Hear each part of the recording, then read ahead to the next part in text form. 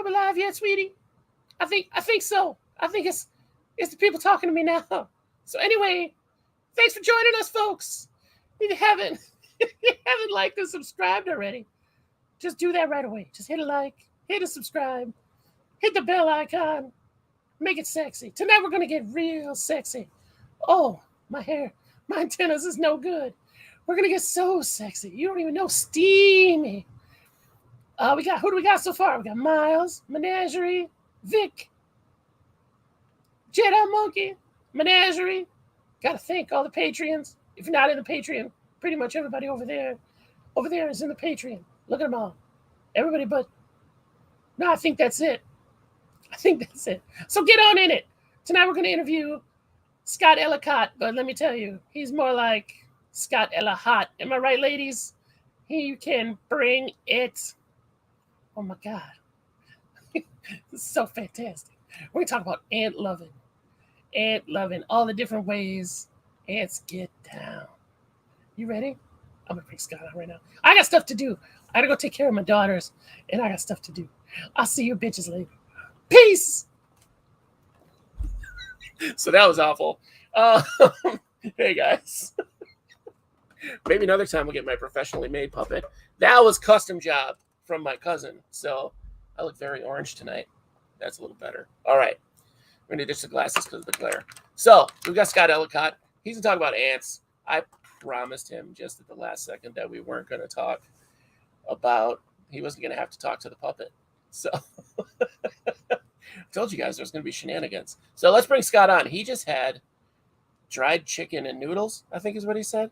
I don't know. It's Canadian. So we'll see. So here we go. Scot, welcome to the show. Hey. We're still dried chicken and noodles. That's a new one. Dried chicken. I just assumed that was something they would have. Like we talked about a pre-show, but that wouldn't have surprised me at all. So, yeah. Oh, I have my taste test crap to do today too. Oh, that sounds exciting.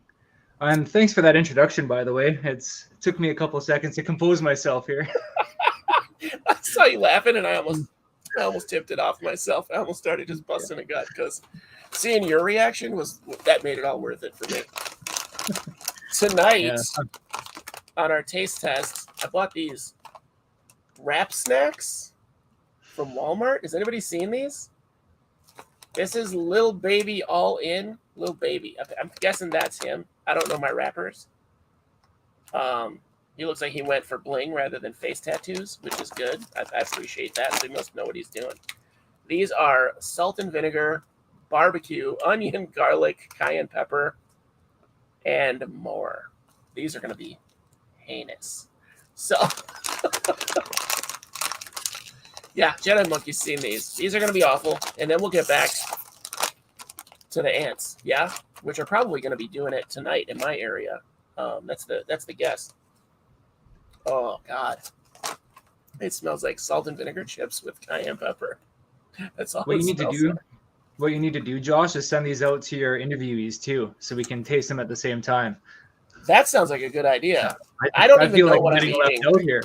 I know. I don't know what I'm eating until like the day of the show. Like I'll go out to the store and boom, that's when I get. Oh, what happened? My computer's opening up Windows. So here we go. This is the first time ever. Jesus, why do I do this?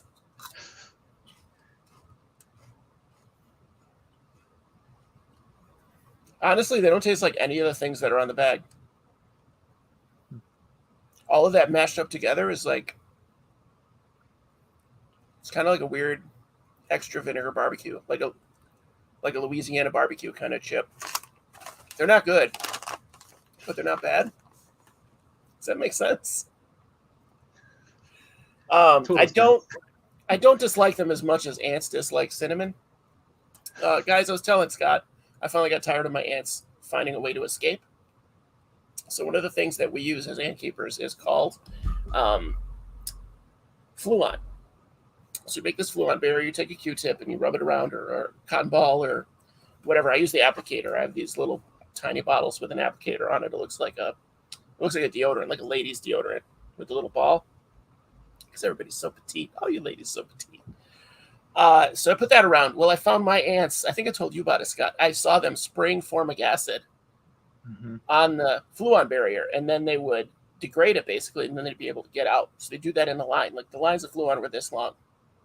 So I finally got done with that, and I put around the rim of the, you know how a fish tank has like that black lip that comes out to hold a glass or whatever lid. It has that rim. I just covered that in cinnamon. Made a solid line of cinnamon all the way around it, and that is they're really frustrated right now because they can get up to it and they can't get out. What did Victor say? Menagerie? QILF. Oh, Gilf instead of MILFs? That must be grandma's. Oh, Scott's grabbing something awesome. Okay. I was just bringing it out so I had it for reference quick. You can't really see a good angle of my cupboard, but everybody's in here. I should have taken this door off because it blocks the view even more. That's okay. We don't ask you to do any reconstruction for the show. So one day I'll have a nice little studio set up here. Right? I just did a job interview. I did a virtual job interview from this space today. It was one that, like, you had to record it. Like, there was no one there. You were just answering questions that were on the screen, like live. It was ridiculous. That's weird. I do need my reading glasses. My bifocals, to be fair. So now, I don't know about you, because you're in Canada, but in Illinois, I know you know that we've had a bunch of nuptial flights here because I told you about the winter ants that assaulted me. Then I brought them home, and then my cats knocked them over, and they're gone. I did see one. I believe it was one of the winter ant queens, and the discolor had her, and we're bringing her home for dinner. So they were taking her home for dinner. So that one out of the 4 was expired, at least. So I don't know if the other 3 are just going to live here or what, but now they have to contend with a couple hundred of these isopods, the giant canyon isopods, because they're loose. So, because I don't, I'm clumsy. So that was what happened there. So we've had nuptial flights. So what nuptial flights? Explain that to us briefly, Scott. In general. What is it? Yeah. That's what you're asking? Yeah, basically just the ant reproduction time. They send out their male drones and the new unmated queens so they can mate and have their sexy time and start new colonies. Sexy time. That's nuptial flights in a nutshell. Hot. And so it's a giant aerial orgy is what you're saying. Is that right? Pretty well. Jess was begging me not to say that on the air, so thank you for saying that one. Yes, the queens will fly off and they will have several partners, if not 2 or 3 at the same time. Dirty girls. Yeah. Hey, you know what? Hashtag feminism.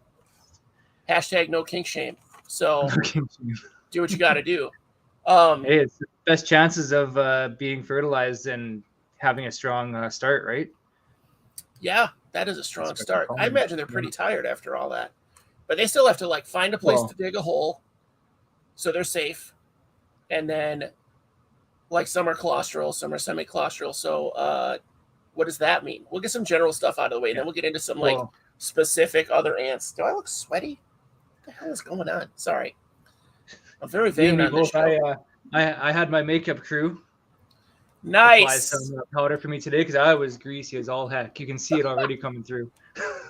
But anyway, so I'm going to backtrack a second there. Back to being tired out. So the males, after all that hard work, they just they land and they kick the bucket. They're done. Pretty much immediately, right? That's it. Yeah, I would say within the hour after having their time.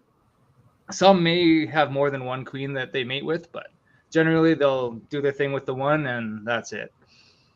Right. Kind of a shitty life, and sorry about that. And no, that's fine. I just was watching. A good thing not to be a ant male in our current human form.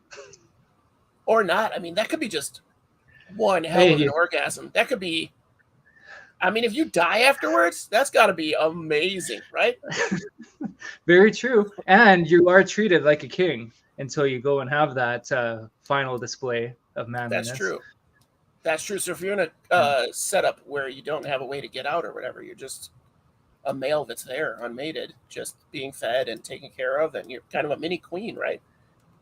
Yeah, I have. They're not really doing it right now, but I had an example of that in these guys, the Lasius. Don't know if you can see it with my poor camera, I can but they're see them. basically Okay. in. Do they? I Yeah, don't see any there's wing. Oh, I do one. see a wing and male. I do see him. Yeah, yeah, yeah. He's Yeah, right. I'm so gonna these point at my guys, screen again. these guys are basically in a perpetual nuptial flight because the workers are trying to kick the males out, but they've got nowhere to go. So every day they're out there kicking them out, and then at nights, even though they don't have any perception of day or night, they drag them all back in Your and do cat. the same thing all over again. Your cat's going to knock down the ants. He's like, Oh, "Oh, he's fine. cats can knock down ant farms? Oh, I'm on it." You're giving away all the secrets. So they do get kicked out at a certain point. So when the Yeah. colony knows it's supposed to be nuptial flight, they get kicked out. Basically, they go like, "Go on." Yeah, time to go. And even What's if it's if the workers know it's not ready, they go off of certain weather cues and everything. So if the workers don't think it's the right time, they will stop them from leaving the nest. Okay. Especially the new queens. Yeah, the new queens will definitely be held back more so than the males. And there's far fewer queens that get produced than. I haven't heard many stories of a captive colony that has females, that produces females. Or I haven't new queens. Yeah, I haven't. This is the first colony that I have that's produced any kind of elate. But yeah, it's definitely males you see more often. They require less protein for the colony to create. Okay. So if the colony isn't bringing in all the protein it needs, it won't create queens. I'm probably due for queens any day. I wanted to take pictures and I forgot. I lost track of time with my daughter today. 2 interviews, had to talk to my unemployment representative. Like, it was a crazy day. Had to send pictures of my foot to my doctor. I was like, I'm not coming in. It's 100 degrees. You can kiss my ass. That's not happening. But I've just got piles of brood again because I've been inadvertently jamming them full of protein because I like to see those trails.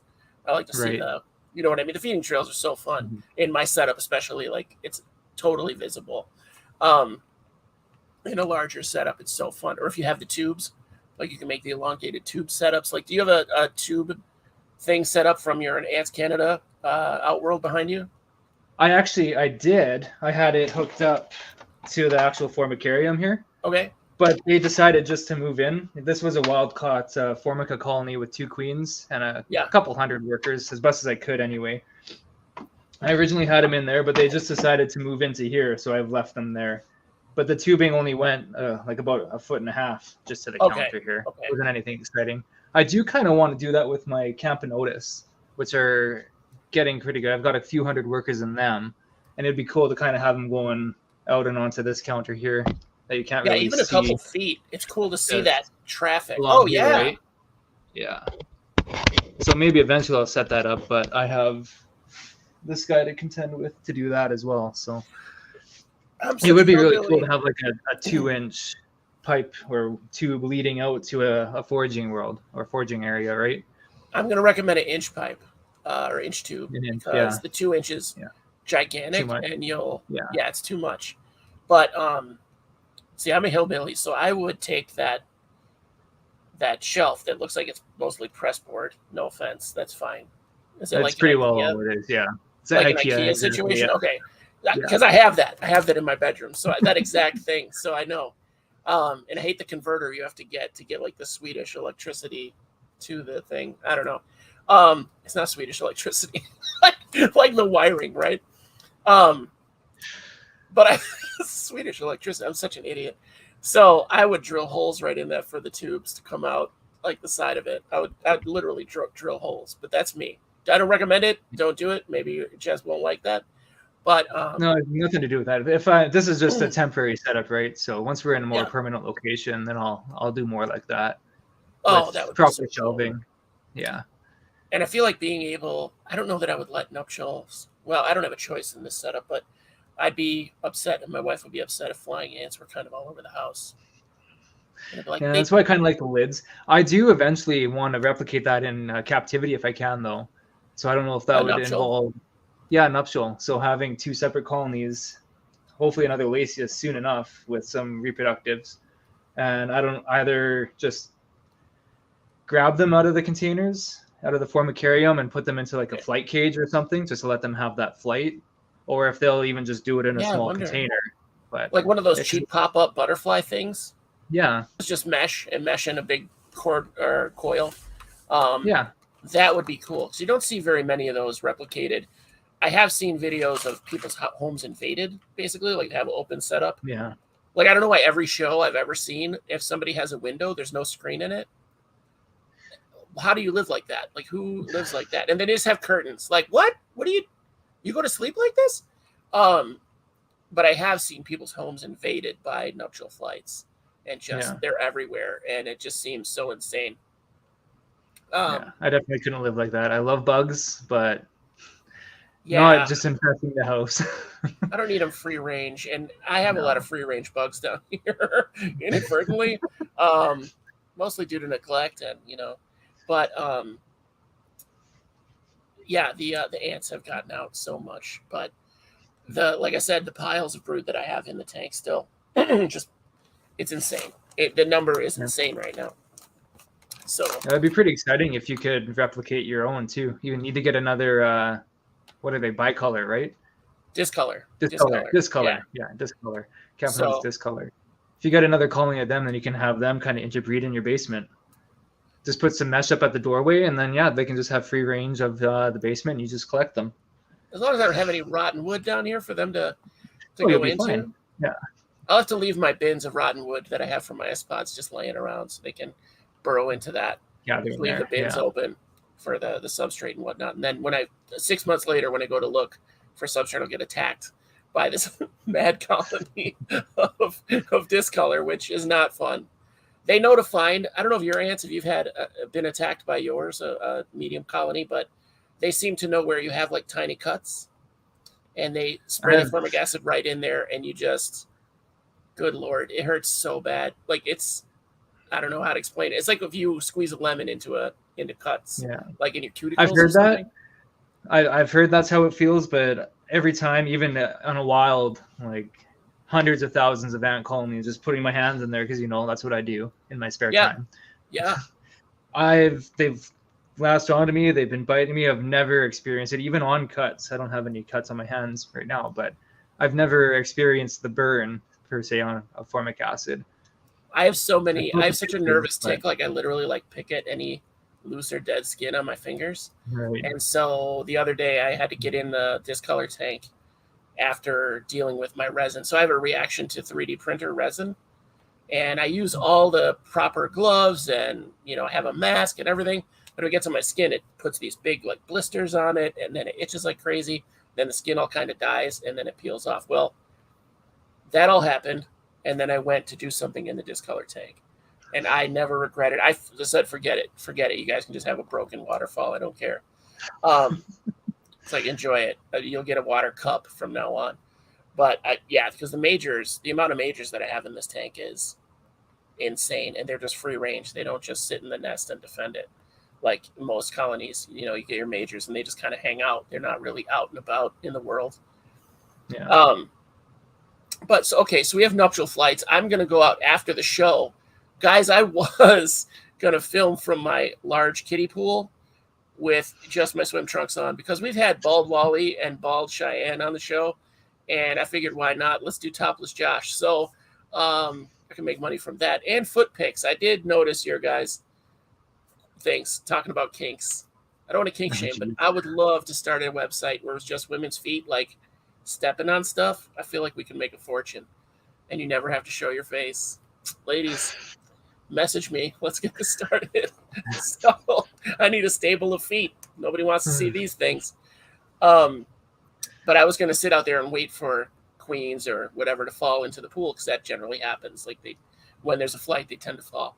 But we have perfect weather conditions here for nuptial flights for Campanotis, because it's a little late in the season, honestly, for flights. But Campanotis tend to fly just pretty much anytime it's hot, low winds, after a rain. We had a pretty heavy rain last night. It lasted until the morning, so we're expecting some flights tonight. So I'm going to go out with my tubes and sit in the pool and look for anything that falls in there and see if I can scoop it up. So we'll see what happens. Maybe I'll have some different campos. We have Pennsylvanicus and an orange one. It's like, I don't know what it is, but it's just solid orange, like almost like a translucent. Probably Castaneus, potentially.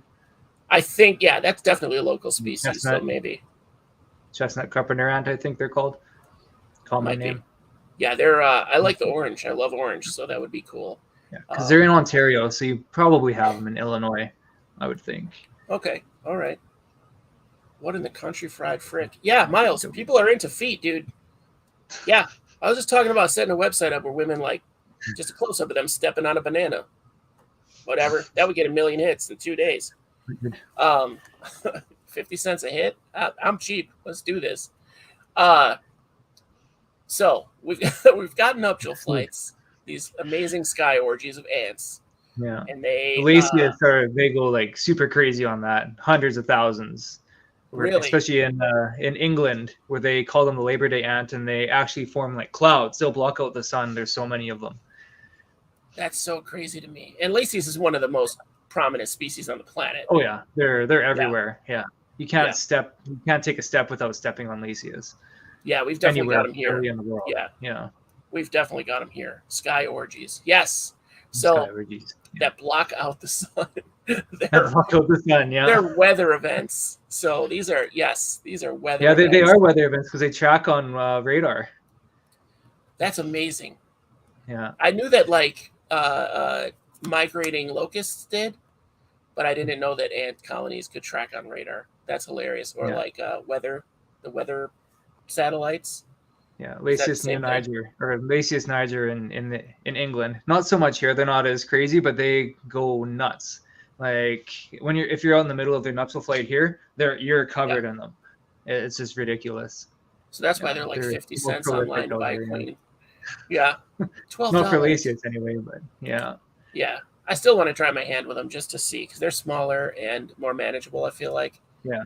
Well, they're like the ones that I have right here. Even though I've got 2 inches of flu on, you see them going over it. Yeah, they're bastards. Like the flu on is supposed to be impenetrable, but they don't seem to care. I basically reapply this every second day, and they still get through it. So when I'm feeding them, I just have to deal with ants everywhere, really. And the pain is that they're so small that I can still get them, but I know I'm missing them.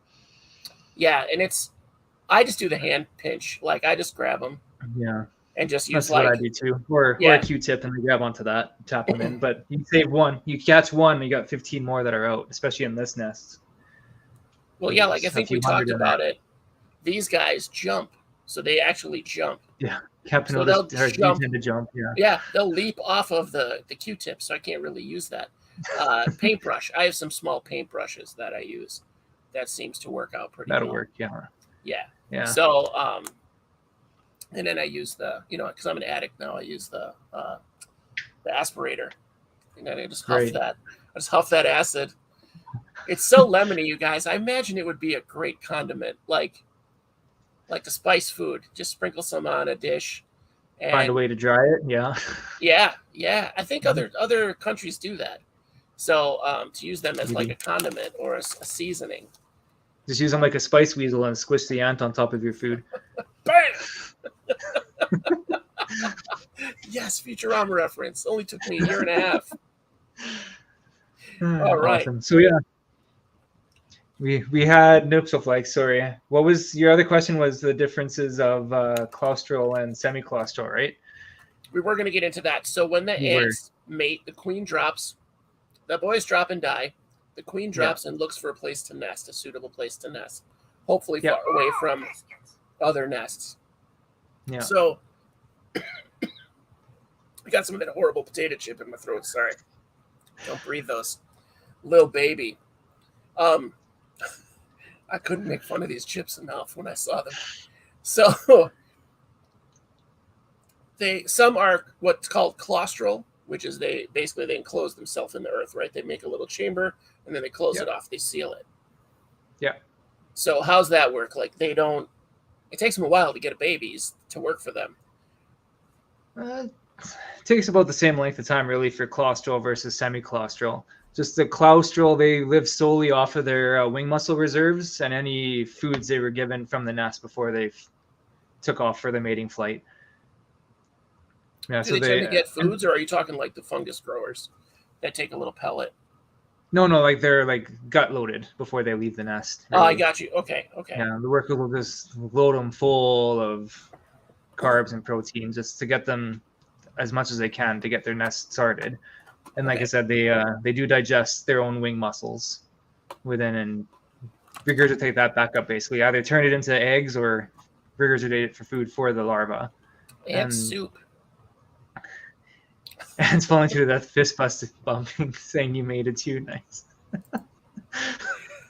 I feel like I'm going to use that. I'm going to use that it's like the best orgasm in the animal kingdom because you just, you're dead. That was dope! Like, you go to heaven right after that. Like, bam, you're gone. I know there's other species that do that too. Like, they get to mate once, and that's it. Like, but I feel like just dying... It's basically, I know most Hymenoptera are like that. So bees, wasps, ants. Yeah. Right? Yeah, some of the bees, I was looking at I don't know what they are, but they make these like chimneys in the desert, kind of. It's like a red clay desert. I wish I knew more about what I watch. But they're pretty big. They're like bumblebee size. And so the males come out and like war on each other to get to the females. Yeah. And battle then, each other, the ones that do get to mate just die anyway. So in the morning, like that next morning, they came out because the film people had to like leave because they were so aggressive during this mating thing. And the ground was just littered with these dead males that are like the size of a quarter or a $50 or maybe a loonie. I don't know. I'm trying to put this in your perspective. So maybe our quarters are the same size. Okay. But what's the loonie? Is that a quarter? Is that a dollar coin? The loonie would be like, because there are American dollar coins. They're about the same size. Okay. Yeah. All right. Yeah, we do have them. We don't really use them. People collect them. It's for old people. I've got a few. Coins for old people. Of the American ones? Of the American ones, yeah. The gold ones or the old school? I've got a gold one and a few old school ones. Okay. The gold ones, the Sacagawea ones were cool, and now they have like, I don't know. We won't get into the money. We have our like... Yeah. We have our like atrocity. I call them American atrocity coins. They were the nickels. So the first one had the buffalo on the back of it again. And I'm like, oh yeah, we basically murdered all the buffalo when we got here. We just wiped them out. Like we have to have them on farms now, more or less. And then there's like a Native American and a American, a white guy like shaking hands. And I'm like, oh, this is a little tone deaf. Like, this never happened and still doesn't happen. So anyway, that's me on the atrocity nickels. Silkworms are born to mate and then die. Okay, that makes sense. There's a lot of insects, but at least like ants don't get their head eaten off like praying mid-stroke. mantis. Yeah. I feel like that's a rough deal, and it doesn't always happen. So people that say it always happens, that's a myth. It happens. You can get in there and rescue them, I guess. Yeah, like tarantulas, where they say the female eat the male, or most arachnids. You can, if they can, the male can get away. Yeah. Yeah. If he's smart, he can get away and maybe mate again. Like they don't just die. Yeah. If he lives, like maybe he'll have better babies because they'll be able to mate more often. I don't know. That's evolution, right? Exactly. So anyway, the claustral, getting back to, we're way off track. I knew we were going to do this the whole time. So the claustral female goes into hiding because she didn't realize she was going to have maybe this sky orgy. And she needs to recover from all that activity. Yeah, I feel like the claustral ones, right? Yeah, the claustral ones, I feel like have a little shame. Find a new house. Yeah, they don't want to be like they're scared they're going to get slut shamed or something, so they go into hiding. And the semi-claustrals are like, they're a little more progressive. They don't care. They're like, yeah, whatever. Yeah, whatever. like your Myrmica species up here anyway. They're really one of our only semi-claustrals. I can never say this word. Paganomyrmex, which are their harvester ants. Pagano. Juglones? Yeah, so they'll the queen. Yeah, they'll actively forage and hunt during their whole founding stage until they have workers to do that work for them. So they'll risk their lives to raise their colonies at the beginning there. Okay. That's because, and they're noticeably different too, because claustral, I don't have any semi-claustrals right now. Unfortunately, my Myrmica died. I can never keep them alive. But some of the species are so hard to keep in captivity. Like you were saying, the winter ants are really hard to keep. So yeah, this is really finicky, right? So I don't have an example, like I said, of the semi-claustral, but like the Formica have a humongo gassed her, right? I can't really. Hold on just a second. Let me try to. Oh no, it doesn't work. Here, let me try to put you here. There we go. There we go. I'm kind of focused. Pretty good. So like to see, like she's made for egg laying and storing reserved, right? Yeah, one little nanitic and a few pupa in there. So now this is one of the smaller ones. In my experience, the nanitics are basically like, I don't know how to say this gently, but they're like pretty dim. They're not the best representatives of their species. Like they're pretty. Yeah, there's definitely no knowledge passed down in the generations of queens to their firstborn workers. It's definitely stuff that is learned somehow and passed on. Because they fly around headfirst into danger. They just don't really care. Don't know how to lay down scent trails. It's kind of neat to watch a colony grow and learn. It's just because the nanitics are so dumb. It hurts. It hurts a little bit sometimes to watch them. Sometimes it's a wonder. Sometimes it's a wonder how colonies survive in the wild. Yeah, I like to think that the wild colonies are somehow like, okay, this is what we're supposed to do. We're in the wild. Like my instincts are on high alert. And in captivity, they're just like, there's a test tube. Like, maybe they're oxygen deprived a little bit. Yeah, nothing's gonna dig me. It's a low oxygen environment. Hard to say, but yeah, the nanitics, once they're around, usually they won't even come out from underground until there's a good number of workers. So even into the second year of there being workers, you might not see a colony emerge in the wild. Right, I know, like Formica. A lot of Formicas are like that too, right? Yeah. Most times the Formica, they'll actually join up with another nest though, which is quite interesting as well. Yeah, and they'll just link up. I've noticed in my yard every year there's another black field ant just like that one, Formica podzolica. A nest will just pop up, and then suddenly the one main nest farther down is working in between. Like you got trails between the two nests. I just love to watch them. I spent half an hour outside today in the 100-degree weather watching pavement ants, watching Tetramyrmex or whatever. Tetramorium. Oh no, they're fully claustral, aren't they? They are fully claustral. Yeah, but there's like a huge colony at the edge of my sidewalk and my yard, and so I don't know if a guy came through with a weed whacker or something, but they were on high alert. They were losing their minds. So it was hundreds and hundreds of ants just all over the crack in the sidewalk. So It was pretty cool. I was like, what is going on here? What is the deal? And there were, some Camponotus coming in like, oh, hey, sorry. Like they just walked into the mess like, oh, God, I didn't know. Sorry, I'm going to be over here. So they weren't like getting attacked. I don't know what the deal was. So they live like this. They feed each other. It's crazy to me that she can feed them for that long. The queen can feed that many ants for that long because they'll wait till they have like 50 workers basically until they start to send out. Really far anyway. Yeah, and I mean, out in the wild and underground, obviously there's going to be critters that they're feeding on. Like I'd say even springtails, small mites, the odd worm or centipede, right? Like there are soil creatures that they would be feeding on in the wild. Something more that shows so than up. what we do in captivity. Yeah, if the queen decides to take it on. Nice, right? Nice. So they're not just going completely hungry in the wild. I like this. I like this trade route. That's a cool. That gives me the idea of like ant smugglers. Yeah, so we're oversexing everything today. So now the cluster ones just live after the sky orgy. They fall to the ground. They make a nest. Then, no, that's too dark. Like I was gonna say, it's a bunch of ladies making out because they always are like, but they're sisters. Kissing, yeah. But they're sisters. That's gross. Never mind. Too far. You're humanizing it. Too far. I'm humanizing them. They don't care that they're sisters. Yeah. That's how they feed each other. They just vomit into the mouth. That's delicious. In case you didn't know, my wife found out today that honey is bee vomit. If nobody knew that. So she was like, what? Now I can't eat honey. And I was like, you've been eating it your whole life. I don't know what the problem is. Doesn't matter what it is. You still have eaten it a ton. So semi-claustral, the queen will go out to hunt or to look for food occasionally, right? Yeah, well, yeah, because she's basically the size of her workers, right? Okay. So she doesn't have as much capacity to store food like the claustral queens do. Sorry.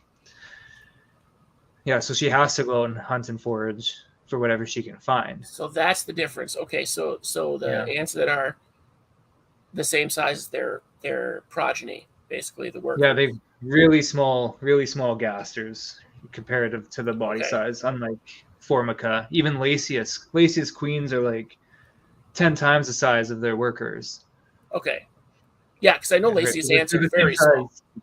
Yeah, Lasius queens are the same size as this queen here, and the Lasius workers are smaller than this nanitic, right? Yeah, they're tiny. Your Lasius workers are half the size of this nanitic here, and yet the queens are the same size as the Formica, which I think is amazing, but just a size difference in general. I think it's just cool. I didn't realize that was the deal. Like, they have the smaller casters, so they don't have the choice. They have to go hunt. They have to, yeah. That's crazy, because it's not crazy. I just never heard that and didn't realize that, but it makes. As soon as I heard it, I was like, "This totally makes sense." It makes sense. So they hang out. They don't. They hang out and do their normal hunting. They're just basically another worker for the most part. Yeah. Now, do they? I guess you might not know. You might know, but do the queens go out and hunt and do stuff after they start having workers, or do they basically sequester themselves? I would say after a certain point they stop. Yeah. Right? Or the workers stop them from going out, most likely, because I don't know if how hard it is for them to lose that habit of going out and hunting, or if something just kicks in their biology, right? And just say, "Oh, I've got 100 workers now. I don't need to go out anymore." Right, because that's a huge gamble every time she goes out for the nest, because if she's done, colony's done. Yeah, like I know with Myrmica, they tend to have quite shallow nests. Like you can basically pull a whole colony out if you uproot a dandelion or a thistle here. Yeah. So they like to hang out where those root aphids are, and most likely or not, you'll have a queen or two in with that little group there right at the surface. So it's not like they built these nests. This is Myrmica. Okay. I'm gonna have to start looking, because dude, I can't stand you sometimes. Yeah. Unfortunately, I don't have any examples for you. So you'll have to Google that after the show. Yeah, I'll Google it. They're everywhere too. Basically, anywhere you'll find Lasius, you'll find Myrmica. Because I saw the first time I saw thief ants was in a dandelion. So, and I just noticed the dandelion. I noticed these specks moving, and I zoomed in. I'd use my phone to zoom in, and I'm like, these are ants. They were, I think they were less than a millimeter long. So, like dust motes almost. And there had to be like 300 of them on this dandelion, and they had a feeding trail. They were taking pollen, obviously, but and then into the lawn. I didn't know where they went. I couldn't, obviously can't tell once they get into the grass, but I wonder if they were at the roots of this dandelion, maybe. Probably, because I don't weed that much in my lawn. I kind of just let them. Don't worry, I don't either. I'm the same way.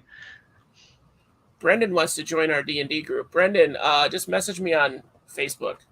Let me know. Yeah, guys, if you don't know, we have a D&D group going it's almost all IsoBuddies people. So we could use 2 more players. 1 more if Brendan joins.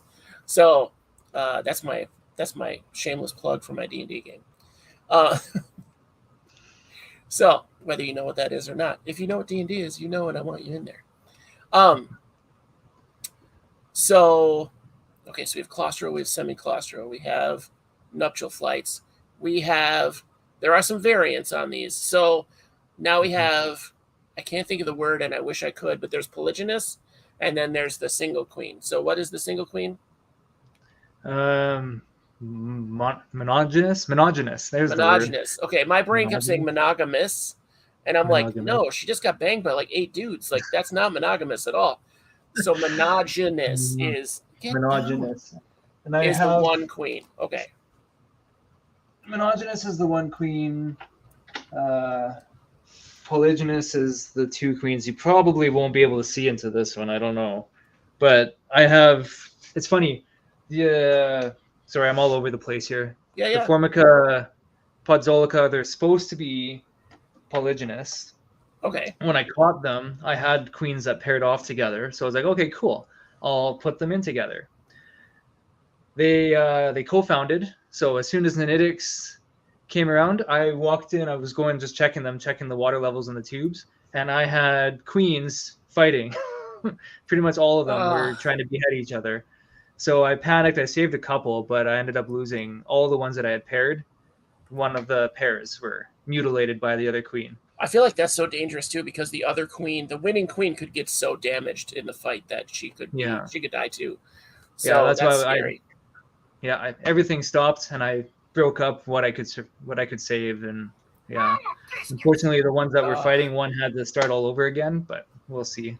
I just keep feeding them now, so even the ones without workers are getting food. But it's so funny because wild queens, wild colonies, just like this one, can have tens to hundreds of queens, and yet in the founding stage they'll just kill each other off. I don't know if it shouldn't be because of lack of food, because I feed them quite regularly. Yeah, I'm sure. It might be something to do with the workers, where they decide, hey, we need this colony bumping. There's that rival colony across the tree branch from us. We need to up our game. So they collect these queens that have just mated and drag them into their nests. I know the Formica. Don't know why I can never think of ant species when I'm on the air. But it's the more parasitic Formica species. So in Formica rufa in Europe are well known for forming super colonies.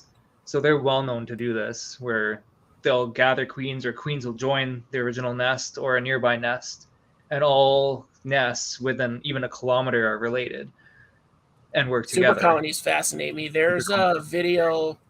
I'm going to try to post a link to it in the description, because curse guides, these guys do these really informative videos, and they're animated in this really fun style. So I'm going to see. So this is Lasius subumbratus. So I don't know if you can see the two queens in there. I can see. It looks like there's one larger ant on the ceiling, or near the ceiling. They're both kind of near the bottom. Okay, then lift it just a little bit. Sorry, my camera's backwards. Sorry. Trying to see. Yeah, that's why I just wanted you to put it up, because I couldn't see it. Yeah, I'm not going to get it. But anyway, I've got two queens in there. I've got two queens in there with a colony that's not known to actually be polygynous. Lasius subumbratus. The only one that I've had that's polygynous. Well, we had the argument, or we had the discussion with winter ants. I was getting information from several sources that didn't seem to know. Like, everyone knew, but it was so conflicting that I just put them together. I said, whatever, let's let nature do its course. And if I get four queens, they should be pretty safe to house together. Okay. Winter ant. So I like the concept of that, and I know the Trachymyrmex that I had 7 queens at least. So that's pretty wicked. Yeah, I want to get another colony. I need to make that trip and go get another colony, but I think I'll do that next year. This year's been really a wild ride, so I'm just going to try to ride this out and not really bring a whole lot more in, because it's just been crazy this year for me. So okay, so we have polygynous, we have monogynous. Monogynous is 1 queen. Yeah. That's all polygynous you get. Multiple queens. So yeah, polygynous is multiple, up to hundreds apparently. And super colonies are colonies that link together, or they have just they have a polygynous colony here, polygynous colony there. They combine forces. Yeah, is that close? That's close. It just keeps. And the workers will bring in. Yeah, and the workers will bring in more queens once they mate. The workers will find them and drag them in, which is kind of cool too. Like slave queens. Like slave queens, almost. Yeah. So that's another form of how they expand, and that's related to sex expansion. So we're still there. We're still being sexy. Okay. So then you touched on parasitic ants. So yeah, give me some more on that. Like, how does a parasitic ant, like, what defines them as parasitic? So parasitic ants are quite crazy. I love them, especially the Lasius subumbratus are the most metal ants you'll ever come across, besides maybe army ants. So they will actually swarm around their host species. Usually I see them around Lasius neoniger. So there'll be 5 or 6 of those queens surrounding the nest entrances, and they will kill the workers and hold the workers in their jaws to gain their scent and go up to other workers and earn the trust to eventually get into that nest. So they're carrying dead bodies around to trick the colony to letting them in. That is metal. And then once they get in, they go and they murder the actual queen of that colony and take over. I just saw a video of a spider that eats ants, and it puts the carcasses on its back like this totem pole. Was that a spider or a type of assassin bug? Assassin bug. I'm sorry. It was a true bug that does that. Yeah. In my head, I was seeing a jumping spider, and I was like, maybe that's not right, because I know they have jumpers that are like ants, right? Mimics, but yeah, these guys have like a totem pole of dead ants on their back. Like, it's pretty massive. This was a pretty impressive pile of dead ants, and that's to mask their scent. They think that's the assumption, or to trick the ants into not attacking them en masse, because they send out that alarm smell. So anytime they blast that form of gas at the other ants around, either panic or mine come out clicking. And you can audibly, it's definitely, it's loud. Like, you can hear it almost like tiny especially popcorn. The majors, Yeah, and they come out and they're checking everything. They're ready to go. They're sticking their heads in the air, like waiting to grab something. I love the idea of these Formica queens, or not Formica, but the Lasius queens. Those were the ones I was trying to show you, but you can't see them. Yeah. Now, do they need to be parasitic? Yeah. At first, so they're because there's non-obligate, there's semi-obligate, and obligate parasites. So I believe the word would be non-obligate. So they don't have to keep raiding for host workers. The Lasius, once they take over a nest and have their own brood, they're just self-sufficient, and that's it. Okay. Their workers will take over eventually. Most Formica species are the same way. They need the host to get going, so they'll do similar actions and take over a nest, and they'll need those host workers to care for their brood. But then after that, once they have their own brood, they don't need the workers or slave workers. They don't need to go out on raiding. Most parasitic Formicas do go on slave raids and take the workers from other nests, but most species don't. There's a species of ant, a genus of ant. It's Polyergus. I think you would have Polyergus bicolor and Mexicanus. Don't quote me on these because I am blanking. But they're literally like just warriors. So the queens will go in, they'll invade a Formica nest of their host, kill that queen, and the soldiers of that queen, the workers of that colony, are just strictly like slave raiders. They don't work, they don't forage, they don't hunt. They just go out, invade enemy or their choice host nests, and bring back workers. If there was no host workers, that colony would die because they can't feed each other. They can't feed the brood. They can't eclose the brood. They need those slave workers for the colony to survive. It's kind of crazy. Go out and get these other workers, and somehow it's crazy to me that do they raise them? They get them as like pupa and stuff, right? As larvae and pupa, Okay. Because I'm like, how do you drag an ant back? I was thinking they were already adults. Yeah, and newly eclosed ones that haven't acquired their home colony scent, they'll usually take those as well. Okay. Like they absolutely ravage their target colony. Yeah. So they grab a worker. The queen mates. She lands. She grabs a worker from a target nest. And that's the Lasius subumbratus. Yeah. I mean, this is kind of how it works, right? For all of them, or no? Well, I've only witnessed the Lasius subumbratus grabbing, like actively holding the workers. Like Formicas, they'll kind of fight with their chosen host nest with those workers to get that formic acid spray and get the sense of the workers until they all calm down, and eventually the workers will start feeding that queen where she's gained the trust. Crazy. So they invade. They gain the trust of the workers. They murder the original queen.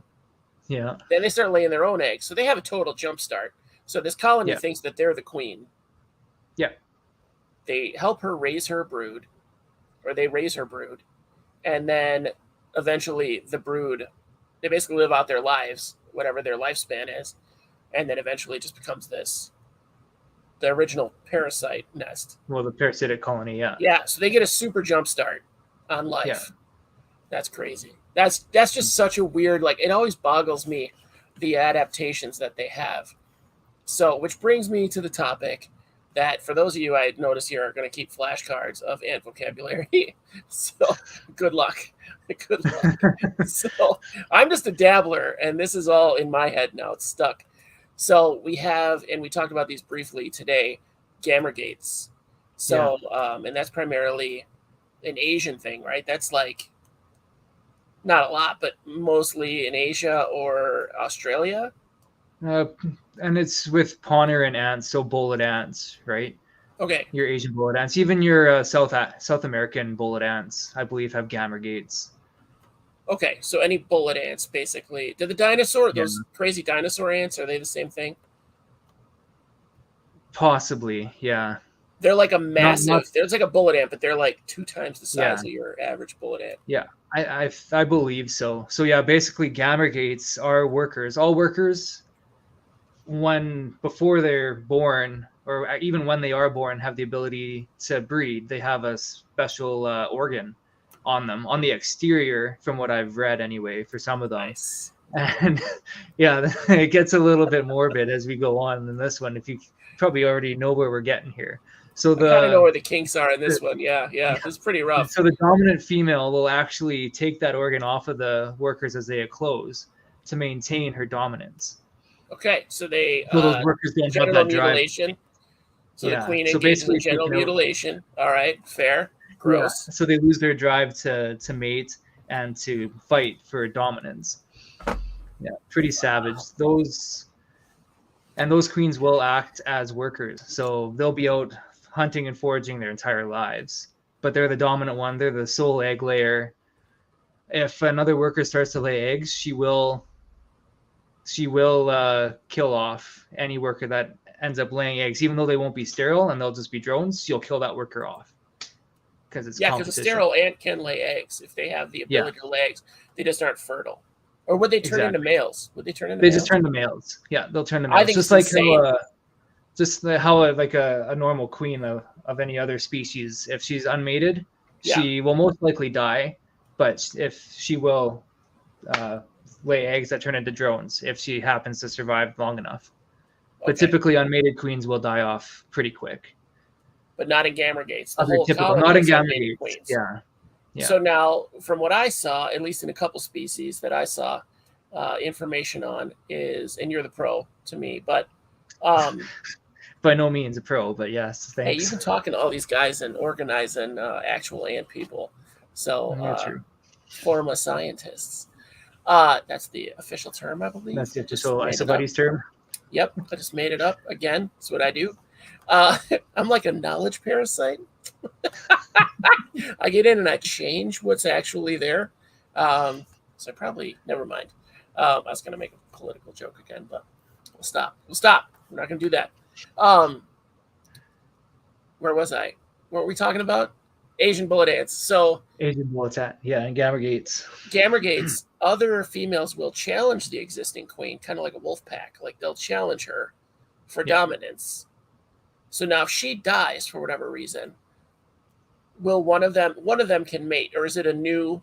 They raise a new. It'll have to be a newly eclosed one that mates, because the other ones, as far as I know, like I said, I don't 100% know for sure, but they won't have the ability to mate. Okay, so they should have their genitals all wrecked. Yeah, they've got their junk all wrecked by the original queen, which that's rough. Yeah, I do believe some just fight for dominance. Like and I know for sure that is just Asian bullet ants that do that bit, but there are others that just fight for dominance. And then once that dominant worker is killed or dies or whatever, other workers can fight for dominance. And then they figure out who the boss is. But if they can't lay eggs, it's confusing. But maybe it's just a cross. It's a dominance thing, right? Like something clicks in their head, in their physiology or whatever, that prevents them from laying those eggs. Yeah, maybe they grow their junk back. Yeah, hard to say. Like ant circumcision, that's just crazy. Female ant circumcision. Or then they can mate. From what I understand, they can find a male and mate. Like they can still find males. The new gamergate can get. I don't know. Maybe they put out pheromones. This is speculation here, guys. I don't know. So maybe the new queen puts out pheromones to attract males, because otherwise they wouldn't bring them in. Because it's all pheromones with ants. Yeah, and that would make sense why the dominant would take off that organ too, right? Because the other workers she just had an army of workers putting out that scent, there wouldn't really be a colony in a case system. You just have 100 queens laying eggs, and it wouldn't be good. Every single ant is just their own. That's the future of ants, I think. That's when the ants get woke. We'll see those colonies.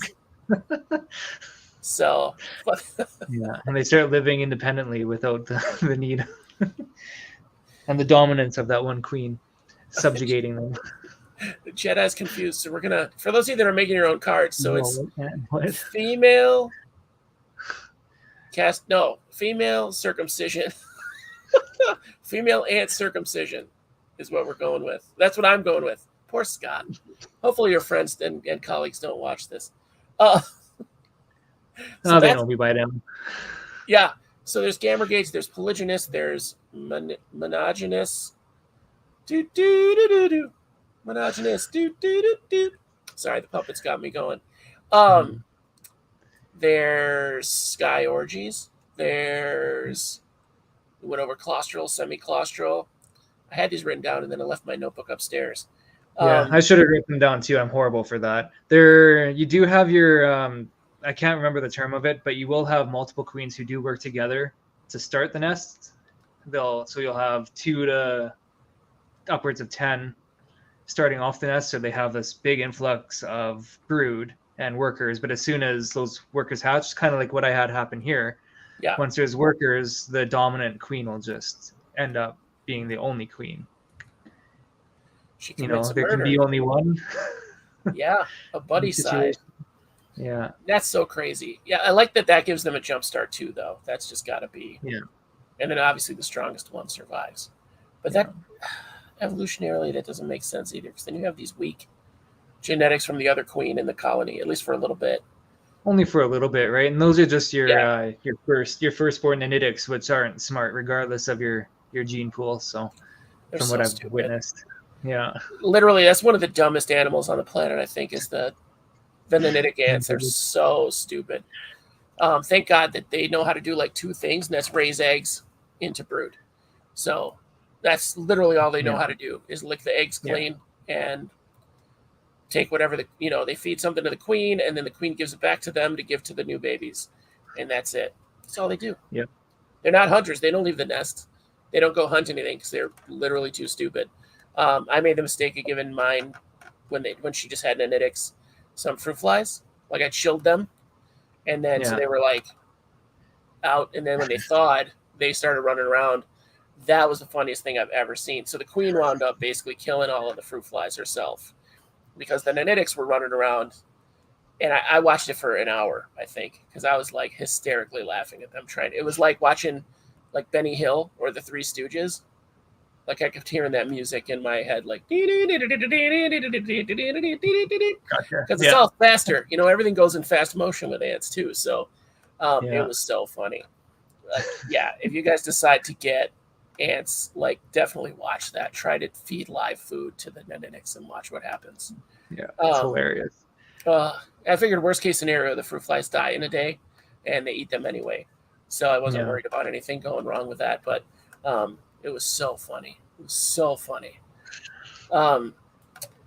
There are not too many different breeding styles or techniques for these guys. It's all pretty much the same, like cloud of reproductives, orgy, fall to the ground, claustral or semi-claustral. Those are basically the options.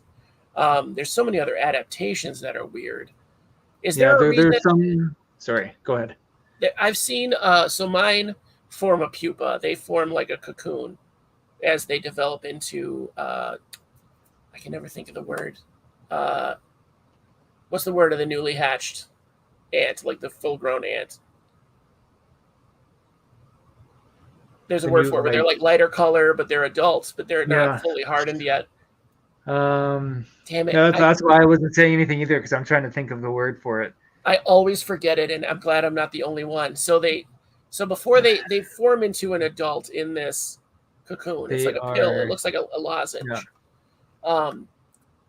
But there's some that don't have the cocoon. It's just this white folded up. Yeah, they're just the pupa. Yeah. Are you looking it up on your phone, Cheater? I'm totally going to Google that. Yeah. I'm calling because I have a million of them right now. I have a million of those right now. And I left my flashlight on, so it's going to be dead soon. Damn it, I can't think of it. It's a cool word too. I'm going to look in the thing. Anybody know ants are puppies? Get it for my car. Yakety sax. Yes. Now I get to check the comments for a minute. I know very little of egg to adult ant cycle. So the ants, I can do a little bit of this. So while you're looking that up, so the ants go, the queen lays an egg, and then the ants take care of the eggs. They move them around. And in my colony, especially with the size of it, they move them around to different humidity and heat levels to where they're comfortable. And they constantly move them. They're always moving them. Apparently the eggs in my colony like it a little drier, and they don't really care about the humidity that much, or really the temperature, because my girls have all the eggs kind of in the top of the situation here. Let's see if you guys can see with this light. So, oh yeah, so right in there, oh, you can see that really well. So there's a ton of larvae and eggs in there. They filled this little chamber. They covered this chamber with dirt, so they're both of these giant chambers. So there's definitely something in there. Let's see. Can we get a view in there again? So yeah, they pulled the cotton out here so they could get out. They're real stinkers. But this goes down pretty far. And then you get brood again. This is where the cocoons are. And they've got piles of them. This is the secondary. If you can believe this, this is the secondary area they keep brood. So I'm assuming the queen is somewhere in here. That's my guess. I haven't seen her in months, but usually she's really hard to find. But they've taken dirt from the outworld and covered all these areas. So I don't even know how much brood is in here. But yeah, they put the dirt up against the glass because they don't like the light. So, at least not in their nest. Yeah, you see they're constantly moving them. If you guys see those light brown guys, that is, well, that's not my queen. That's just one of those newly eclosed. Eclosed is the term for when they hatch. Yeah, but not the, I couldn't find it. I couldn't find it on my cheat search here. So there's egg, larva, cocoon. The larva grows into about the size of the adult ant, like almost that size. It turns to a little white sausage. Then it spins a cocoon on itself, at least in my ants. But they go into what it's called an closed ant. Or newly closed is when they pop out. Show you the workers, the difference between the parasitic. So the very bright yellow ones, they're not fully hardened yet, so there's still that word that we can't figure out. See how bright yellow they are? So the darker workers are Lasius neoniger. We got the single bright orange queen of Lasius subumberatus. Yeah. I get too like I'm going to lose the color or the lighting here. I see that queen with that big old gadonk. Yeah. Now, how long do they live, those queens? 10 to 15 years, like most other queens, I would say. I'm not too sure with the species, but you'll get a decent lifespan out of them. I was kind of hoping that I had some fully hardened ones of their bright orange color. Yeah. Those workers there that are still white, they'll go like a bright yellowy orange as opposed to the host workers that are in there. Okay. Yeah, I'm looking for the orange queens. If I go out tonight, I'll be looking for the orange queens of the Camponotus. Camponotus, yeah. So, guys, Camponotus are carpenter ants. For the layman's terms, they are one of the biggest species of ants. Generally, they're pretty big. At least in America, there's not too much bigger than them. If there's anything big, maybe Arizona has something that's bigger than them, but we sure don't. Bullet ants. Callow. Callow, yes, that's the word. Yeah, excellent. Thank you for ever figured that out. Thank you, Miles. There we go. Get the no prize today. Wop wop. Yeah, we're dumb. Can you guys see my female betas a little bit in there? While you were looking that up, I got to show off all my brood. I don't know if you saw any of that. I kind of glanced up here and there. Piles. Callow. I can't believe I didn't think of that. It was like trying to think of Prenolepis in Paris the last time we talked. I couldn't think of that name for winter ants. As soon as we stopped the show. So, guys, when I stop the show, usually I put people back in the green room, and then after I sign off, we talk a little bit. And he, yelled it at me. as I brought him back into chat, and I was like, okay, yeah, I don't even know what you're talking about right now. It took him 5 different searches to find it. Okay, so we're not dumb. It took Miles 5 different searches to find callow. I was like, I'm just going to Google. I know Scott didn't Google newly closed ant. It came up like 50 videos, and that's all I could find. And I wasn't going to watch a video on my video. I feel like that's just tasteless.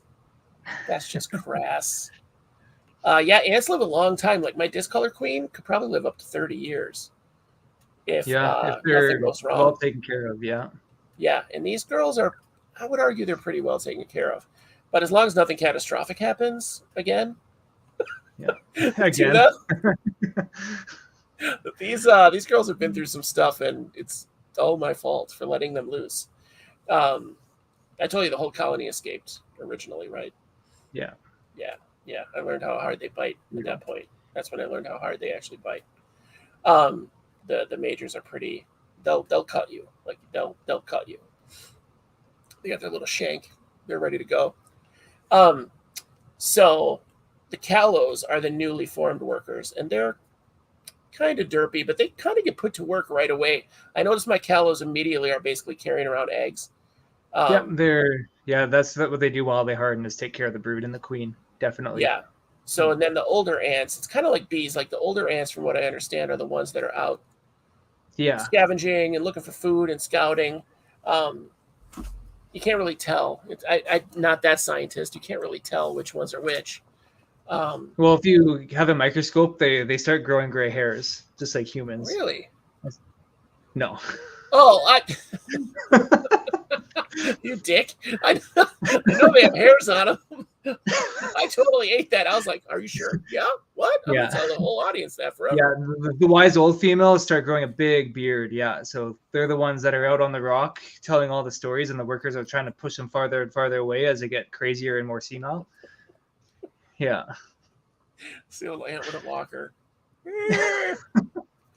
Because they don't live that long. The older ants, when they're closer to the end of their life stage, they'll or their life cycle, they'll be the ones out in danger, foraging and hunting. Yeah, which makes more sense. And they've got a little more experience, I would think. Like, I don't know if that means anything, like they store knowledge, but they definitely learn and adapt. So it's kind of neat to see how and the adaptations of ants are insane. Like, there's a species of ant who has a cast that has a door for a head. And they make the doors on their nest the size of this ant's head. And so they just plug it up with the top of their head or the front of their head or whatever. And that's it. It looks like they have a plate on top of their head. Like, I can't think of the genus right now. I can't either, but they live in hollow sticks. So their nests are crazy too. So they just boop. And there's other ants that are almost to that level. Like they'll fill the door with ant heads. So it's just like a plug of ant heads, like 5 or 6. And that would be intimidating to just walk up to someone's door. It's just like jaws. Like carpenter ants do that too with their majors. Okay. All right. They defend their nests usually, I have to check that out in the wild because I found a nest in a tree across the street. So, and I know because part of the tree has been dead, and I followed a trail up to the nest. It's like 6 feet up. So tap it a few times and just wave like a small stick in there, and the majors will come out and they'll grab the stick and they'll hold it there too. Hilarious. Or just let it go and like if they're trying to bring the stick into the house, they got the stick and they're like chomping on it and pulling it. We're gonna murder you. We'll pull you in my house and murder you, Texas Chainsaw style. Come on. Someone putting their foot through their house. Their foot through their home. Yeah, like somebody puts their foot through their home. You guys are real funny tonight, busting my balls. I like how this goes. They are really busting. That was just isopods, though. That wasn't ants, right? That was isopods and snails. Yeah, I caught 3 of the snails. I caught 3 of the adult snails. One of the adult snails is somewhere, probably dead by now, dried up, or it's in that little like pill form. Or my cats batted it around till it was under something. They love to bat like anything that looks like a ball. Yeah, that was crazy. My wife's like, you got all the bugs, right? Oh, yeah, I caught them all. Yeah. Next day, I was down on my hands and knees in the basement. I'm like, you ding-dong, you know I didn't even go down there yet. Like, I'm not going down the stairs with one boot and the other frankenfoot. Are you serious right now? My doctor was mad because I told him I'm going to take the stitches out myself. He's like, what? I was like, dude, I was a vet tech for 8 years. Like, I've taken stitches out of the weirdest places. Like, I'll take them off myself. I don't care. It's not a big deal. Don't you guys do it untrained, but do it. Like, it's kind of cool. Just do it. The only time I ever went to take them out, I had stitches in my mouth, like here. Oh, and I was like, I'll go to the hospital and get those taken out. We'll go back to the doctor. Oh, they're putting out the Texas Chainsaw Massacre game. How many species of ants grow fungus to feed the colony? Is that just like one species? No, it's not one species for sure. That's many. It's kind of a lot. Your Atta genus, and there's a few species within that genus. Yeah. And what were you had Trachymyrmex. Trachymyrmex. I don't remember the second part of their name, but Trachymyrmex, they're little guys. But the Atta mexicana we've had on the show. If you go back to Cheeto, we had, I think Cheeto's second episode, we had them on live feeding. That was really cool. We got to watch them carry leaf portions back to the nest. It was really cool. That's one species I'm really hoping my guy here in Canada gets permits for, so I can actually have I think it was Atta Texicana or another kind of Atta, and he can. Mexicana is the one. Well, he might be able to get Texicana, but Mexicana. So there's those he's trying to get.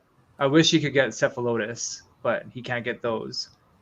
Those are like they're really chunky, really big leaf cutters. Like they're super. Okay. Their majors are huge. Yeah. I just saw a thing about a species of ant that has to. Oh, this is on Ants Canada. So they are fungus growers, but they don't. The queen doesn't get a little pouch of fungus to take with her when she goes. So they have to find. They're semi-claustral. They have to find the fungus in the wild, and then they have to find a source of it. They have to build their nest near a source of it because it's not something they really farm. They just harvest it from the wild. So that's why they're difficult to keep, because unless you're providing them with this specific fungus, they die off. So that seems like something that seems like an ant species that's doomed to extinction. Well, yeah, if they lose that food source, definitely. Yeah, like that makes no sense to me. That seems like so. It doesn't seem like ants to me. Like ants seem way more advanced as far as the thing goes, the adaptations go. There are more than 12,000 species of ant, most of which are black, brown, or red in color. Okay, I thought that was going to be about the fungus ants. Fungus growers. But yeah, there's definitely a good number of fungus growing species out there. I don't have the exact answer, unfortunately. I'm not that smart in my field yet, but even though anting really isn't my field, myrmecology isn't my technical field, I've got a more mundane profession. Right. Yeah, we definitely have a mundane profession, but if you know a lot, like let's not beat around the bush. Like you know a lot about it. Yeah. Thanks. I would love to talk to some of your mentors or one of your mentors at some point, just to get some super Speaking knowledge. Of that, yeah, I'm hopefully going to Southern Alberta this summer. We'll see how things work out for me. But I want to go out and looking for Paganomyrmex. I can never say that word. I get tripped up all the time. Harvester ants to save myself. I'm stumbling for an hour here. And a few other things. Yeah, so hopefully going down there and actually meeting these people face to face, because it's been all just online, right? Over Facebook, and technically we've met face to face kind of like this and video chats, but nothing. I've never sat down with them and just had an info sesh and just pick their brain. That would be so cool. That seems like a dream come true. Like I would love to do that. My dream would be to do that with a Lego designer. So if you guys can see, there's less than 200 species of fungus ants. All obligate symbionts. I like that. Those are big words. They need those. They need that fungus. Yeah. I don't know if you guys noticed. Go ahead. I was gonna say it's just like a species of termite that is actually here in Canada, but is unfortunate because it's one of the more prolific ones that I'd be able to find.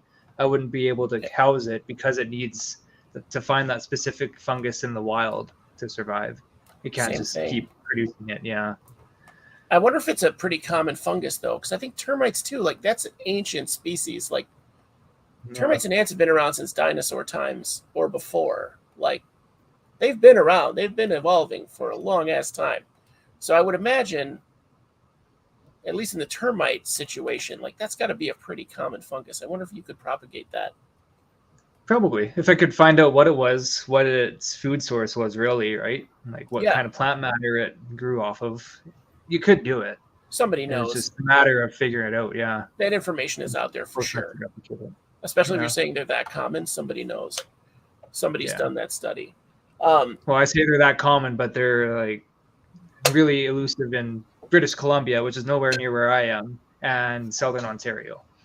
So I have to travel a few hundred kilometers to even begin to look for them. That's like 17,000 miles. That their food source isn't here in Alberta. Yeah, a few hundred kilometers, like 17,000 miles. You guys, like that's south. Don't listen to that either. I've gotten some bigger words out on this show lately, so I feel really good about that. I'm actually feeling smart these days. 160 to 168 million years ago. You guys are Googling the shit out of stuff tonight. Yeah, I'm always shocked. I saw that new ant that they found in amber. I think they called it a demon ant, and it was like 2 inches long or something, and had. Is that the one that had like the horn on the top and the mandibles? No, the mandibles were like this. It was insane. Yeah, and they were like, it looked like a one of those rhinoceros beetles, but it was the jaws. Like when we were talking about beetles last week, I thought that was the rhinoceros beetle's jaw, until I saw it on like Blue Planet or something. And his actual little jaws are tiny little things. The beetle. Anyway. Yeah. Oh, taste test ant fungus. I have done that. That was before I had the show, actually. So, because the Trichomyrmex that I had, they grow their fungus. It looks like it's hard to describe. It kind of looks like a bath sponge, like the natural sponge that you get, because it grows up in these they grow it up in this weird. It's hard to describe, almost like a honeycomb. And so it was just I had them in a tub with the plaster on the bottom, and that was about it. So they grew this it was about that big around, and then so I was trying to move it, and a part of it broke off, and I stopped. I just was like, forget it, I'm going to wreck this thing. But I had this piece, and they wouldn't touch it for like an hour. I left it alone, so they didn't touch it for like an hour. So I popped the top, and I was like, let's see how good this is. It's not good. I didn't get sick off of that, but I don't recommend it. It is not good. No. But I'll eat just about anything. So is it kind of like eating blue cheese? No, it wasn't. It was like eating a mushroom. Fuzzy. Yeah. Okay. Because it's not fuzzy. It's not like that fuzzy. I love blue cheese. It was not that good. Not just blue cheese. I don't know anyone who can just eat blue cheese, like throw a piece of it in their mouth. That's disgusting. But I don't know. It was like kind of like a mushroomy. Maybe it was like an old mushroom kind of mushroom that wasn't quite right anymore. It wasn't like anything I ever really tasted. Fungus, yeah. It was a mushroom. But I didn't get high or anything, which I was kind of hoping. I was like, oh, fingers crossed. Let's keep these ants forever. I didn't see any weird colors. It was better than the vegan jerky. That vegan jerky was the worst thing I ever tasted in my life. Like, the worst. And it had my baby throw up in my mouth. So it was worse than that. Honest to God. So, yeah. Like, if you've thrown up before, you know what the taste is like of vomit. So it wasn't that big of a deal. It was awful. I'm not saying I was like, yay. But yeah, it was worse than, I'd say that was worse than baby vomit. I can say that with confidence. So, I think we got through all the sexy parts of ants. And now nothing too technical on their reproductive organ names, but I don't know really that offhand, so couldn't help you there. I know it's not like a penis and a vagina. I know that's not it. So yeah, but it's probably got a weird name like a callow. I'm surprised nobody's Googled it yet. These guys are Google phonic. They're crazy. If I had, I know I had a week to prepare, but if I was more prepared, I would have had all those on little cards ready to go. But and I let you do it. I was like, that's up to the guest. Yeah. So I dropped the ball there. Sorry for failing the show. Let's face it, this show's a failure. Don't worry about it. We've had way worse failures than that, like starting the show like 20 minutes late last week or 40 minutes late, something like that. But these guys stick around. That's a good audience right there. On next week's taste test, munch on mulch. No, I won't be doing that. I do want to try the honey mixture that I made the ants. Maybe I'll do that. What you need to do is get honeypot ants, and then you can taste test the honeypot. I would totally eat a honeypot ant. I would totally. Yeah, because they'll taste like what you're feeding them. Or they should anyway. I have a hookup. I just can't afford it. Yeah. So, because the hookup's not necessarily on the up and up. So it's not necessarily legit. But, so you have to order like 6 or 7 at once. And they're not cheap. So, yeah, not cool. So, and then you might get one that founds. You know what I mean? You're just getting a queen. Yeah. So you don't know. But you're basically guaranteed one, but it's expensive. Yeah, don't listen to me, guys. Probably shouldn't have said that live on the air. But no. I'm not naming names. I mean, you're finding these wild and native in your state, right? Yes. Yep, invasive. They're invasive. I'm pulling them out of the environment. We don't want them. I can't believe that honeypot ants would have any effect really up here if they did get out. And I can't see them surviving. I don't. It's more so probably, again, for the reasons that they don't want to have these species interstate across borders is for the parasites. And whatever else they could be. Yeah, that's true. The harboring parasites on more those so ants. than the actual ant being a problem, or other invertebrates and animals, right? Yeah. That's the main reason for the restrictions. Look at these guys calling me out. You're okay with 6 counts now? Bastards. Ants are different 6 counts, okay? That 6 count's going to turn into a 6,000 count in no time. Jeez. See him calling me out on stuff I said last week? Isopods need to be like 20 or 30 counts, I think. Like 10 or 15, come on. Like my couple 100,000 dairy cows from 15 isn't enough for me. Dairy cows should be the exception to the 6 count rule. I feel like even if you get them as totally small, that 6 of them are pregnant. Like if you get a 6 count, they're all pregnant, no matter what, even the males. Yeah, if you want to talk about sexy time, I guess isopods are a good one to have a sexy time episode on. Man, like, I could film them nonstop, like all I the could time, just go nonstop. Yeah. Yep, bin to bin. Like, oh, what's happening Just here? keep going. Okay. Yeah. Yep, they don't care. I still don't understand how they do it either. Armadillidium species, anyway, because the lineup doesn't work. Like how they line up. All I ever see them is like on top of each other, and you just see them going like this. It's like, how does that? Oh. On top, right? They just popping. I don't see the popping. They always are like pop on top. That I've seen, but they're kind of more lined up. But like armadillidium is, I had the picture last week, or a couple months ago. Here, let me show you the armadillidium. Speaking of sexy time, this is the sexy time I don't understand. Oh, I gotta add somebody on here. Miles, I think. X Miles. We're gonna put X Miles instead of Miles X. These are my wonderful jaglones. These are my peeps that fund the show and let me buy cool things like horrible wrapper potato chips. So here's the female. Give her some eyelashes. Here's the male. I'm gonna give him a mustache. This is Armadillidium having sex. So I don't understand how that lines up with anything. Well, that's how my dairy cows, I noticed, they're on top like that, but then they're hopping. Is her violently. I don't get it. Is her isopod vagina like here? Is it like in the middle of her back? Like, because I know like that's not it. That's not the terminology by any means. Not at all. I clearly don't understand the biology or the anatomy of an isopod. Porcellia Dalmatians are the biggest group I have at the moment. Yeah, Porcellia are no joke. Like, yeah, Porcellia, yeah. Move the male back. No, Miles, that's how they do it. Like, he grabs onto her antlers or something, her antenna, and holds on. It's like cowboy style.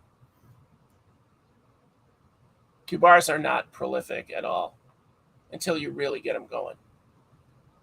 Imagine 2 sexy time dinosaurs. No. We're going to try to get, our zookeeper friend has porcupines now, so we're going to try to get him to film porcupine sex. Because that's got to be... That just sounds scary. Elaborate. That's got to be like a very technical, like, all right, hold on, wait. I don't know. They have to do that face to face, right? I feel like that's so intimate. Imagine 2 sexy time dinosaurs. Now imagine that for isopods. No, I think that doesn't make sense. Well, because dinosaurs reproducing doesn't make sense to me either. I don't understand how that happens. I mean, they're basically reptiles, so it's the cloaca and the hemipenis, right? Yeah, but how? Like think of 2 stegosaurs going at it.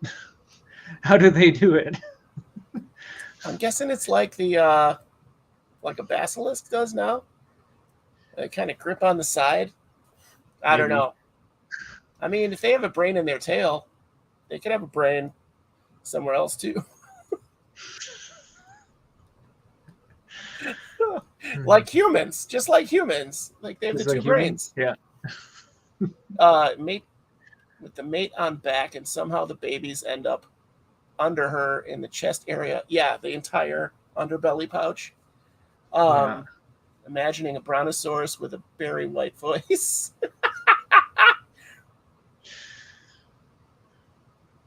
All right, too busy laughing to make sense. Yeah, I knew we would get to isopod fornication. I don't really understand it either. I don't know how it works. I know that your most prolific is Porcellio, and then you've got Armadillidium in a close second. Armadillo are very slow, and Cubaris are very slow until you get mass numbers. So don't worry about that, guys. But ants, once you get ants rolling, like my colony should not be as big as it is right now, considering it's like 2 years old. For it to be a 2-year-old Camponotus colony and have like 5,000 members is insane. Yeah, like I've got I can get to them easily. Like I've got a going on 5-year-old Camponotus colony. Mind you, I only get like 2 months of summer up here. Yeah, that's true. So now your guys are in brumation, is that right? No. What's the word? Not right now. They don't brumate. They diapause.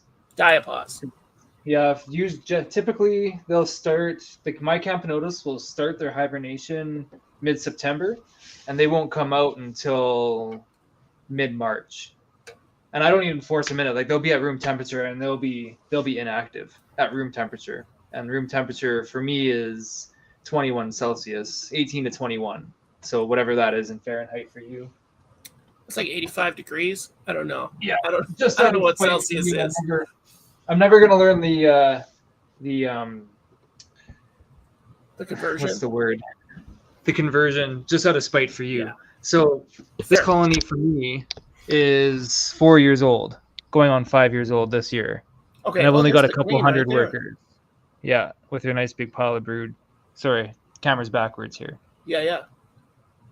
But yeah, so I've only got a couple hundred in here, and this colony is 5 years old. See, but that's all the diet pause. That's all the sleeping they're doing. Yeah. So my girl's constantly producing. I can't keep them out of diapause even if I try it, like I said, right? So I'm handcuffed to their growing phase. It's kind of neat, though. It's kind of neat to keep them that smaller so they're more manageable. Yeah, I will have to upgrade next year because they seem to double or triple in size every year. Okay. So I'll probably next year I'll have close to 1,000 workers finally. That makes extra sense. You just got to feed the crap out of them. Sorry, I don't want to see it every day. Dude, I don't know how you don't get thrown all the time. What is your deal tonight? Yeah, like look at my buddy. He's just in behind me. Just chills out. Yeah, this guy ignores me if I'm upstairs. If I'm down here, he needs to be with me constantly. I don't know. So here's one of my Formica colonies. So this one's only 2 years old, and it's about the same size now as my Camponotus is. I love Formica are so high strung. Like as soon as you grab them, wild. I know they were like, grab the babies. Let's get out of here. They're just like harvester ants. Just like I can't say the word that I shall never be able to speak. Harvester ants. I just call them Pogonomyrmex is how I say it.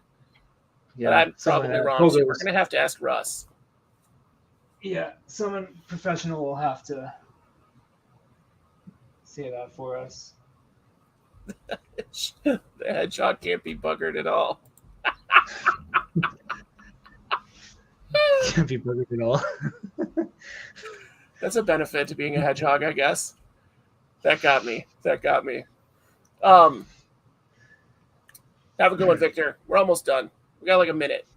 So, guys, we learned a lot. I hope you learned a lot about ant sex today. It's not too bad. I think the note to end on is that the female does get that one great party, but then it's over. Then it's over. Then it's just, she is knocked up. Like, that is a serious knocking up right there. Which is why I think that, like, that love shot kills the male, because that is a lifetime. That is 30 years worth of stuff, of input. Let's call it input. Yeah. Love juice. And that's all she needs is that one hit, and it's over. So they're serious about knocking somebody up on there. So, and then, I mean, that's her job, right? That's whatever, but it's crazy. Yeah, I don't know if I'd rather die afterwards or have to put up with a couple thousand kids afterwards. Death. I mean, if you just stand around and get fed by them, what's wrong with that? I don't know, man. Just all those. Mine is so clingy. My one child is so clingy. I love her, and I'm going to miss it when she's in her teens and doesn't want to talk to me. But for now, I'm like, dude, can I just eat my sandwich? Can you get off me? It's 100 degrees. Can you get off of me? Yeah, death. Miles chose death. Smart. One good gangbang and you're all set. Yeah. You don't know who the dad is? You got to go on Maury to find out who the dad was. So get that DNA test. Long gone by then. Yeah. We discerned that's a lie. The test said that's a lie. Do you guys have Maury Povich up there? Probably. Maury, right? Yeah, we have Maury up here. He's so awful. I didn't realize he was international. I was going to say, we'll trade you Maury for Firehouse Dogs or whatever. Hose Hounds? Hose Hounds. That was it. You gotta try to be able to stream that. I gotta pirate that for you somehow. Hose Hound has a totally different meaning down here, so I don't know if it has the same meaning up there, but it's not good. It would not be a children's cartoon whatsoever. It's way sexier than some dogs living in a firehouse. One that's apparently it might have some connotations, but it's definitely for a younger audience up here. So definitely, and one of them is apparently a bear. I don't understand. Like, the one dog is huge. Yeah, I'll have to. It's been so long since I've watched it. I'll have to rewatch it to remember. I just remember it from my childhood. We went from Paw Patrol to Hose Hounds, and I was like, I gotta Google this because I love cartoons. It was Bluey. We went from Bluey, talking dogs. Just have a lot of theories about Bluey. Should do a whole episode on Bluey. So guys, have a good one. I hope you learned something. Scott, I hope you weren't too embarrassed or put out by tonight's episode. I kind of wrangled you into it. So just didn't have any comeback for you. So next time. Have fun talking to your mentor, and then aren't Hose Hounds fire? Yeah, they are like firefighter groupies, menagerie. Yeah, they definitely are. Yes, they are ladies that prefer firemen, which I get. There's some hot dudes. I understand. I'm not gonna lie. I don't have their calendars or anything. But we call those fire bunnies up here. Fire bunny. See, I have everything's a bunny up there because it's frozen. Everything's a bunny up here. Yeah. Yeah. There's no fires up there, though, is there? Everything's frozen all the time. No, there's lots of fires up here, actually. Half of Alberta was on fire the last couple of years. Okay, so it is like kind of like California. Yeah, kind of like the entire world. It wasn't Australia basically was on fire last year. So we appreciate you guys. So if you haven't already, we had like 7 viewers at one point. They're all regulars. So like and subscribe. If you're watching this tomorrow, which would be today for you, I guess. Like, subscribe, hit the bell icon. Check out Scot if you need to. Check out TarHeelAnts.com. Those were most of the setups that we saw tonight were from TarHeelAnts.com. I'm always promoting them and hoping to God he won't come on the show because it's not serious enough. So, God bless him. We've talked a couple times. He's not wrong. What else do you want you guys to check out? You can check out Ants Canada, that little bin thing on his desk there. Can you point to the Ants Canada? That's from antscanada.com. They're fair setups. They get a lot of bad rep, but I think they're fair setups. for most ants. I like them. They're good for larger colonies. I definitely don't recommend them for smaller colonies. But yeah, once you get into the hundreds and thousands, they're good because like they're freaking massive. Yeah, they're right? super expandable. Like that's not for a small colony. Yeah, and they've got all kinds of different different setups for different species that are more geared toward different species and kind of designed. I have to kind of trust his designs, but they're kind of designed based on the existing nests of those species. They try which to I don't mimic know how important that is, but whatever. Not really, but yeah. But I think they're really cool because they make your ants super viewable, and you can see a lot of cool behaviors that you want to be able to see in like my dirt setup. Like there's some cool stuff I see, but there's some cool stuff I miss. So, but anyway, yeah. So like, subscribe, hit the bell icon. We're gonna I'll put the links to Patreon and Redbubble and all that crap in the bottom. Facebook group. Check us out on Facebook. It's just called ISO Buddies. Everybody that was here tonight is there, so you'll get to talk to all of those. Actually, I don't think you see the comments. We've had a million good comments. If you watch it live, I think you see the comments. You watch it live, and it has the live comments. Yeah, they're just not there to see like your normal comments, but you can see what was said tonight in the comments while you're watching the show. There's an option for live comments, so they will be able to see live comments if they choose. Yeah. I've been doing this over a year, and I didn't know that. I was just like, if you weren't here, you missed it. Sucks to be you. No, you can rewatch the comments. In the comments, in the actual comments, guys, let me know. I've been watching my other subbed YouTube channels, and since I started running this D&D group, I have been watching one by this guy who does monsters. I love monsters and mythology. He swears like crazy on his show, like not like crazy, but kind of a lot, like kind of like I do in normal conversation and not on the show. If you're okay with more, let me know so I don't feel so bad when we slip. If you want to keep it the way it is, that's cool. I'm comfortable with that. I kind of want to keep it the way it is because I feel like it makes more guests feel comfortable. Yeah, I would say we should keep it as it is because I do share some of our videos on my page, and I do deal with a few children, especially when I.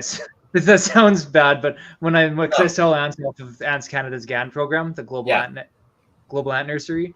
So a lot of my audience, I don't have much of an audience because I don't have my YouTube channel up and running really yet, but they're in the 10 to 14-year-old range, right?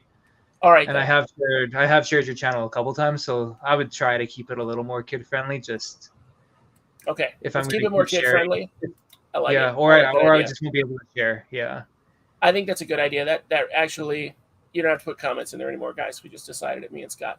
So I think it makes it more accessible to people, and they'll be more comfortable sharing it with whatever age group, which I'm happy with. So keep it as is. Don's on board. Cool. I don't think anyone's uncomfortable with it, but I think you're right. Like being able to make it shareable, and I think you hit a broader audience, right? Yeah. Yeah, but I feel like today's audience, no little kids are going to be watching this show that much. So teens or early teens, they're not opposed to. I mean, I've used a couple of words tonight that aren't awesome. Yeah, the couple slip ups. We'll keep it PG-14, right? Yeah, 13 here. 13. PG-13. There you go. We don't care about our teenagers here at all. So you're an adult now. You can have child weddings. So anyway, yes, thank you guys. I'm going to log off. Scott's got stuff to do. It's like 2 a.m. on a Thursday there. So no, I'm an hour behind you, man. Like it's still earlier there. Look at it. Look at it. The sun's still up out here. Well, that's just because you're farther north. The sun will be up till 2 a.m. It actually doesn't set. It doesn't set. The sun will fully go down. Probably right now. It's about just after midnight. I think we get full darkness. Yeah. So it's Alaska. I'm always asleep by then. Like I'm usually asleep by now, so I couldn't tell you now. But then in the winter it's like dark at noon. You're like 4 hours of light. Yeah. You get like light from 10 to 2, and that's it. Crazy. And now we're learning about Northern Canada, you guys. Alberta, is that right? Alberta. Okay. Edmonton is not that extreme, but it feels like it. I imagine. That's like just south of the Yukon. Yeah, up in the Yukon, they've got they're the land of the midnight sun. That's the word. I lost it for a second. Okay. I didn't realize that was the sun actually doesn't set. Like it skirts the horizon and it rises back up again. And then in the summer or the winter, it doesn't rise. Like they've got perpetual darkness for That would mess weeks me up in so there. bad. Yeah. That would mess me up so bad. So, well, thanks for coming, Scott. I always had like Thanks having for you on. having me. It's always a blast. We will. I appreciate the audience that helped us out and Googled everything for us. Kalos will never leave my mind again tonight. Have a good one, man, and we'll have you back at some point when I need to know more about ants. If I make it down to southern Alberta, I'll let you know, and maybe we can try to do an impromptu live, even if it's on the ISO Buddies when I'm going for some Mutilidae, which are velvet ants. Oh yeah. Might do a impromptu sting video as well, because I promised one of my contacts down there that if I was down there and he caught some, I would do the sting test to put some of those guys to to actually test and see how bad it is, the cow killer. You're gonna cry, dude. I'm sorry. I watched that. Well, that one guy's very dramatic, but Coyote Peterson. You got to watch Jack's World of Wildlife and his velvet ant sting, and that'll be more like me. Okay. All right. I'm hoping check that out. I want you to like fall down. Pee on it. I'm a bit of a pansy when it comes to wasps flying at my face, so we'll see how it is with the wingless one that I purposely put on my arm. Dude, they are known to be savage stings. So yeah, but they have to be forced. Like just putting it on you, it's not going to sting you. You actually have to hold it there. Yeah, for it to get defensive.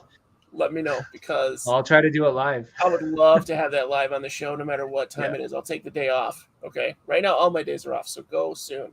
So. Unfortunately, mine aren't, so I've got to work around that. Right, fair.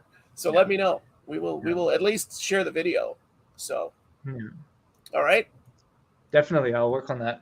All right, brother. Have a good one. Thanks for coming on. And everybody.